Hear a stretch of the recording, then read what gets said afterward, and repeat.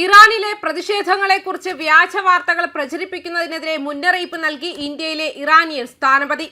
ഇറാനിൽ 6 ഇന്ത്യക്കാരെയും 10 അഫ്ഗാനികളെയും അറസ്റ്റ് ചെയ്തതായി ആരോപിക്കപ്പെടുന്ന വ്യാജ വാർത്തകൾ പ്രചരിപ്പിക്കുന്നതിനെതിരെ ഇന്ത്യയിലെ ഇറാൻ അംബാസഡർ മുഹമ്മദ് ഫത്താലി മുന്നറിയിപ്പ് നൽകിയത്.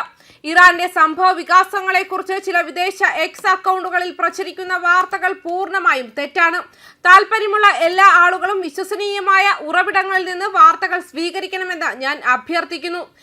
എക്സിലെ ഒരു പോസ്റ്റിൽ അദ്ദേഹം എഴുതിയത് ഇങ്ങനെയാണ്: അതേസമയം ഇറാനിൽ വാരാന്ത്യത്തിലെ 2ാം ആഴ്ചയിലും പ്രതിഷേധങ്ങൾ തുടരുകയാണ്. വഷളായിക്കൊണ്ടിരിക്കുന്ന സാമ്പത്തിക സാഹചര്യങ്ങളെ ചൊല്ലി ആരംഭിച്ച പ്രതിഷേധങ്ങൾ പിന്നീട് പരമോന്നത നേതാവ് ആയത്തുള്ള അലി ഖമേനിയുടെ നേതൃത്വത്തിനെതിരായ വിശാലമായ പ്രകടനങ്ങളായി പരിണമിച്ചു. അശാന്തിയുടെ നടുവിൽ ഐക്യരാഷ്ട്രസഭാ secretary general Antonio Guterres Iranian അധികാരികളോട് പരമാവധി സംയമനം കാണിക്കാൻ ആവശ്യപ്പെട്ടു. അഭിപ്രായ സ്വാതന്ത്ര്യം, കൂട്ടായ്മ, സമാധാനപരമായ ഒത്തുചേരൽ തുടങ്ങിയ മൗലിക അവകാശങ്ങൾ ഉയർത്തിപ്പിടിക്കുകയും സംരക്ഷിക്കുകയും ചെയ്യണമെന്ന് അടിവരയിട്ടു. ഇറാനിലെ മനുഷ്യാവകാശ പ്രവർത്തകരുടെ കണക്കനുസരിച്ച് കഴിഞ്ഞ 15 ദിവസത്തിനിടെ സർക്കാർ വിരുദ്ധ പ്രകടനങ്ങളിൽ 8 കുട്ടികൾ ഉൾപ്പെടെ കുറഞ്ഞത് 420 പേർ കൊല്ലപ്പെട്ടു. പ്രതിഷേധക്കാർക്കെതിരെ അക്രമവും അമിതമായ ബലപ്രയോഗവും നടന്നതായി റിപ്പോർട്ടുകളുണ്ട്. അനുവാദമില്ലാത്ത പ്രതികരണങ്ങൾ ഒഴിവാക്കാനും വിവര ആശയവിനിമയ സേവനങ്ങളിലേക്കുള്ള പ്രവേശനം പുനഃസ്ഥാപിക്കാനും ഗുട്ടറസ് ഉദ്യോഗസ്ഥരോട് ആവശ്യപ്പെട്ടു. ഇറാനിലെ സംഭവ വികാസങ്ങൾ ഇസ്രായേൽ സൂക്ഷ്മമായി നിരീക്ഷിക്കുന്നുണ്ടെന്ന് പറഞ്ഞുകൊണ്ട് ഇസ്രായേൽ പ്രധാനമന്ത്രി ബെഞ്ചമിൻ നെതന്യാഹുവും സ്ഥിതിഗതികളെക്കുറിച്ച് അഭിപ്രായപ്പെട്ടു.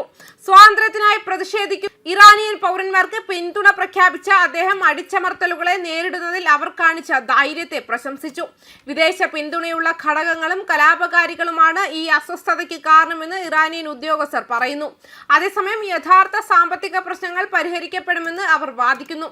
അതേസമയം പ്രതിഷേധക്കാർക്കെതിരായ നിയമ നടപടികൾ കർശനമായും യാതൊരു വിട്ടുവീഴ്ചയുമില്ലാതെയും നടത്തുമെന്ന് ഇറാന്റെ അറ്റോർണി ജനറൽ മുഹമ്മദ് മൊവാഹിദി ആസാദ് പറഞ്ഞതായി തസ്നിം വാർത്താ ഏജൻസി റിപ്പോർട്ട് ചെയ്തിരുന്നു. പ്രകടനക്കാർക്കെതിരെ മാരകമായ ബലപ്രയോഗം നടത്തുന്നതിനെതിരെ ടെഹ്റാനോട് മുന്നറിയിപ്പ് നൽകിയതിനു ശേഷം പ്രസിഡന്റ് ഡൊണാൾഡ് ട്രംപ് ഈ സാഹചര്യത്തിന് മറുപടിയായി 1-ലധികം സൈനിക ഓപ്ഷനുകൾ പരിഗണിക്കുന്നുണ്ടെന്ന് US ഉദ്യോഗസ്ഥർ CNN-നോട് പറഞ്ഞു.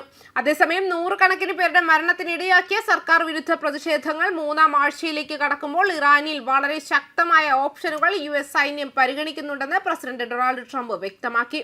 ഇറാനിൽ ഏകദേശം 500 പ്രതിഷേധക്കാരുടെയും 48 സുരക്ഷാ ഉദ്യോഗസ്ഥരുടെയും മരണം സ്ഥിരീകരിച്ചതായി US ആസ്ഥാനമായുള്ള human rights activist news agency പറയുന്നു.